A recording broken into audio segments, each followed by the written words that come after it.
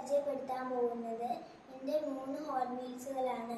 അതിൽ ഒന്നാമത്തെ hot wheels Porsche, രണ്ടാമത്തേത് ലംബോർഗിനി, മൂന്നാമത്തേത് ഡോഡ്ജ്. ഹോട്ട് വീൽസിൻ്റെ പ്രത്യേകത എന്താണെന്ന് അറിയോ?